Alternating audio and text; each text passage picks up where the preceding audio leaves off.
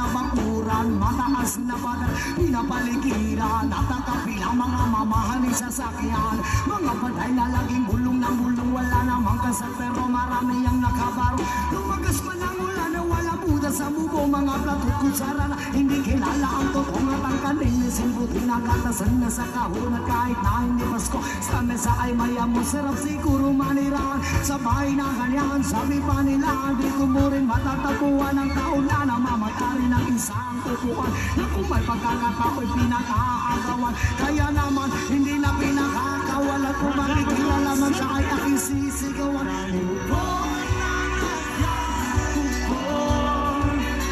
Subukan yun ang mataong tumayon. Ang pagkamatanaw, ang pagkamatanaw ninyo, kung may nakalagayan ko.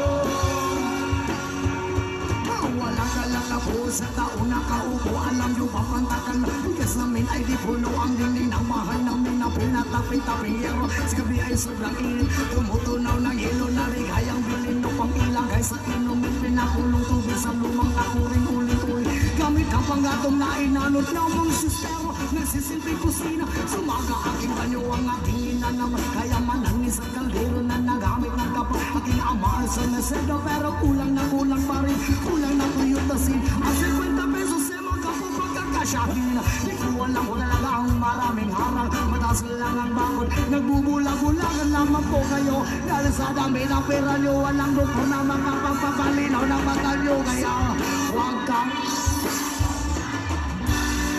bato